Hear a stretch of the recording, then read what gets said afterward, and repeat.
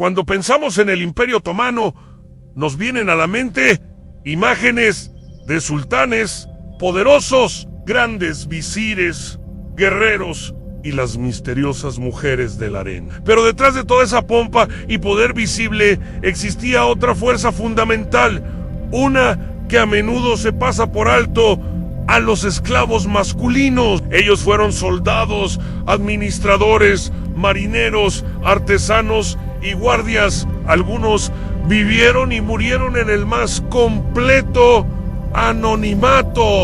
Otros, sin embargo, ascendieron hasta el mismísimo centro del poder imperial. Para entender de verdad el Imperio Otomano, tenemos que sumergirnos en la gran paradoja de su sistema de esclavitud. Un sistema que mantenía a los hombres como propiedad legal, pero que al mismo tiempo les abría caminos hacia una influencia casi inimaginable en otras sociedades de la época. El Imperio Otomano no inventó la esclavitud, heredó y adaptó prácticas que ya existían en el mundo mediterráneo, islámico y euroasiático, pero lo que sí hizo fue desarrollar un modelo único, especialmente a través del famoso sistema de Psirme y de la Casa Imperial de Esclavos, conocida como el sistema Kul. Dentro de esta estructura,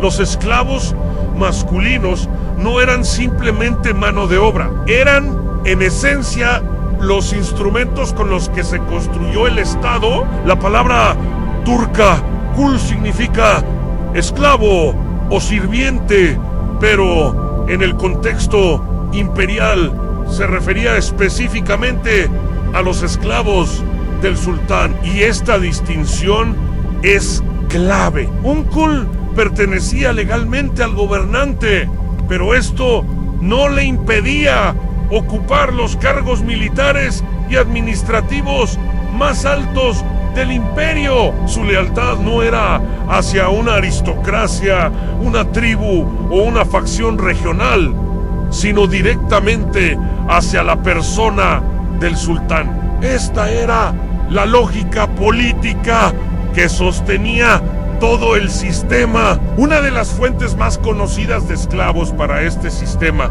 fue el devsherm, a menudo traducido como el tributo de niños. A partir del siglo XIV, funcionarios otomanos recorrían periódicamente aldeas cristianas en los Balcanes y Anatolia y seleccionaban a niños y jóvenes, generalmente de entre 8 y 18 años. Estos muchachos eran separados de sus familias, convertidos al Islam y puestos al servicio del Estado. Desde nuestra perspectiva moderna, este sistema nos parece increíblemente cruel y coercitivo, y sin duda lo era. Implicaba un trauma y una separación terribles. Sin embargo, en el contexto otomano, también era visto como un mecanismo muy eficaz de reclutamiento. Los niños seleccionados eran los más fuertes y los más inteligentes. Se los llevaban a Anatolia, donde aprendían turco, las prácticas del Islam y las costumbres de la corte, y a partir de ahí sus destinos tomaban caminos muy diferentes. Los más prometedores, la flor y nata, eran enviados al Enderun, la prestigiosa escuela palaciega dentro del palacio de Topkapı en Estambul. Allí recibían una educación de élite que incluía idiomas, teología, administración, tácticas militares, caligrafía y etiqueta. La disciplina era férrea y el ascenso dependía únicamente del mérito y la obediencia. Los que destacaban podían convertirse en comandantes militares, gobernadores de provincias, almirantes o incluso en grandes visires, la mano derecha del sultán. El resto de los reclutas eran asignados al cuerpo de jenízaros, la infantería de élite del ejército otomano. En sus orígenes, Los jenízaros estaban compuestos casi exclusivamente por reclutas del Devshir. Durante los primeros siglos tenían prohibido casarse y vivían en cuarteles bajo unas normas muy estrictas. Su entrenamiento ponía el énfasis en la disciplina, la lealtad absoluta y una fuerte identidad colectiva. Con el tiempo, se convirtieron en uno de los ejércitos permanentes más temibles de la Europa moderna. Así es como un niño campesino cristiano tomado de una remota aldea en los Balcanes podía, en cuestión de décadas, llegar a comandar ejércitos o administrar provincias enteras. Legalmente seguía siendo un esclavo, pero social y políticamente era inmensamente poderoso. Esta increíble paradoja estaba en el corazón del modelo otomano de gobierno. Pero no todos los esclavos masculinos entraban al sistema a través del Devshir. Muchísimos eran capturados en guerras, en incursiones o comprados en mercados. Los tártaros de Crimea, aliados de los otomanos, realizaban constantes incursiones en Europa Oriental, capturando a hombres que luego eran vendidos en los mercados otomanos. Algunos de ellos terminaban en trabajos forzados, en la agricultura, la minería o los astilleros. Otros entraban en las casas de la élite como sirvientes domésticos. En grandes ciudades como Estambul, los esclavos masculinos desempeñaban todo tipo de funciones. Trabajaban en cocinas, establos, talleres y en la construcción. En los hogares más ricos, servían como asistentes personales, guardias, escribas o administradores de propiedades. Aquellos con habilidades especiales podían convertirse en artesanos de renombre, joyeros, armeros o arquitectos que contribuyeron directamente a la deslumbrante cultura material del imperio. Una categoría muy particular de esclavos dentro del palacio eran los eunucos. Muchos de ellos eran de origen africano, traídos desde regiones al sur del Sahara a través de las rutas comerciales que pasaban por Egipto. Los eunucos tenían la importantísima responsabilidad de vigilar el harén imperial y controlar el acceso entre los aposentos de las mujeres y el mundo exterior. Con el tiempo, el eunuco negro principal se convirtió en uno de los funcionarios más influyentes del palacio, llegando a ejercer un poder político considerable.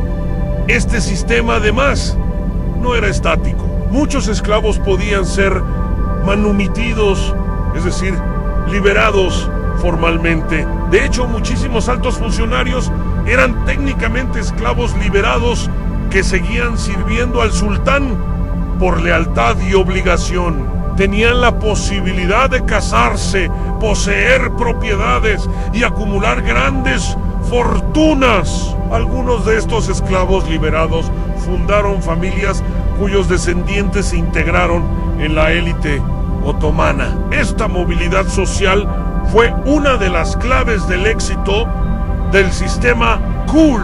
Como estos hombres debían sus posiciones enteramente al favor del sultán.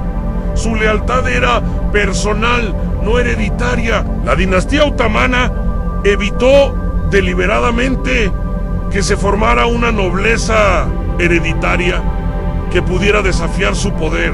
En su lugar, construyó una clase administrativa compuesta por esclavos conversos cuya autoridad emanaba directamente del gobernante. La vida cotidiana de un esclavo masculino variaba enormemente. El día de un jenízaro consistía en ejercicios militares, mantenimiento de armas, comidas en común y prácticas religiosas. Un aprendiz del Endurance se levantaba antes del amanecer para rezar asistía a clases de literatura y estrategia, practicaba esgrima y aprendía el estricto protocolo de la corte. Mientras tanto, un esclavo doméstico en la casa de un comerciante podía pasarse el día transportando mercancías, llevando las cuentas o acompañando a su amo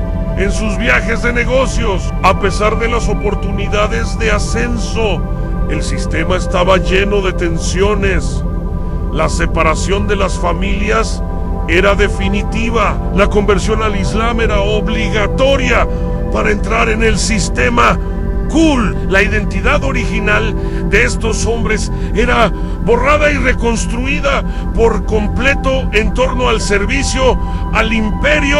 Para algunos, esto significaba una oportunidad de estructura y ascenso social. Para otros, simplemente significaba pérdida y desarraigo. Hacia el siglo XVII, el cuerpo de Genízaros había acumulado un poder político inmenso. Con el tiempo obtuvieron privilegios, se les permitió casarse y empezaron a involucrarse en el comercio. La disciplina estricta de los primeros siglos se fue relajando. Lo que había sido un ejército de esclavos altamente controlado se transformó en una clase militar casi hereditaria con una enorme influencia política, lo que generó inestabilidad y llevó a posteriores intentos de reforma. Finalmente, en 1826,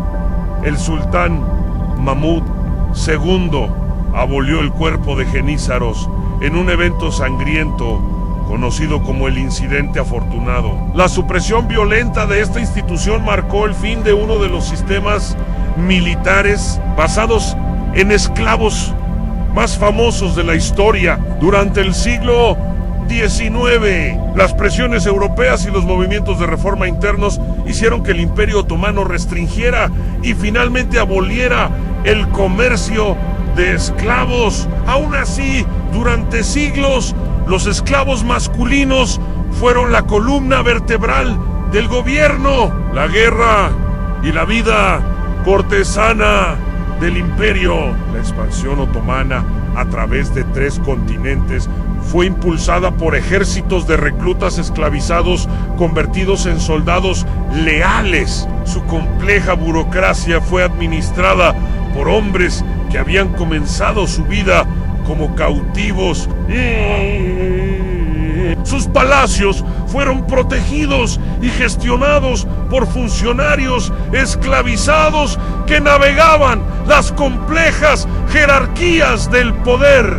Este sistema desafía cualquier clasificación moral simple. Por un lado, era coercitivo y se basaba en la posesión de seres humanos, pero al mismo tiempo funcionaba como una increíble escalera de movilidad social dentro de una estructura dinástica rígida. Reemplazó a la aristocracia hereditaria por una élite administrativa basada en el mérito, aunque fuera esclavizada. Permitió que un niño nacido en la oscuridad más absoluta pudiera llegar a comandar flotas o a negociar tratados internacionales. La experiencia del esclavo masculino en el Imperio Otomano no fue ni de sufrimiento uniforme ni de privilegio uniforme. Fue, sobre todo, variable. Algunos sufrieron trabajos brutales en minas o galeras.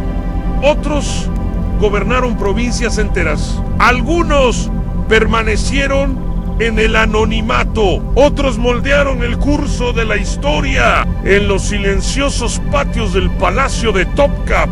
Jóvenes aprendices memorizaban poesía y practicaban esgrima, sin saber que algún día podrían dirigir ejércitos. En aldeas lejanas de los Balcanes, familias veían partir a sus hijos bajo el reclutamiento imperial, y en los bulliciosos astilleros del Cuerno de Oro, trabajadores esclavizados construían los barcos de guerra que dominarían el Mediterráneo. El Estado otomano, en muchos sentidos, se construyó sobre esta base humana sus instituciones.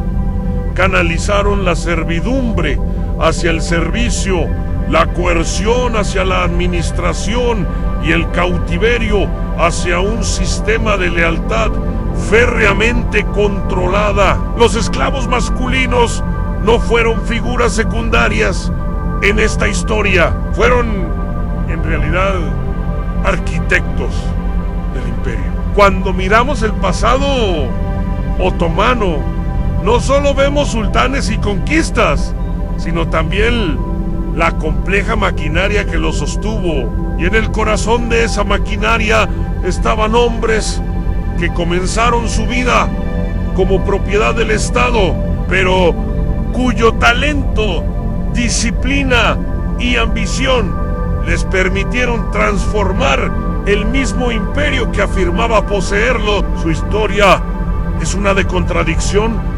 cautiverio y ascenso, pérdida y oportunidad, disciplina y poder, y es a través de esa contradicción que ayudaron a construir uno de los imperios más duraderos de la historia. Gracias por acompañarnos en este viaje al corazón del Imperio Otomano. Si te ha gustado este video, no olvides darle a like, suscribirte y activar la campanita para no perderte nuestros próximos contenidos. ¡Hasta la próxima!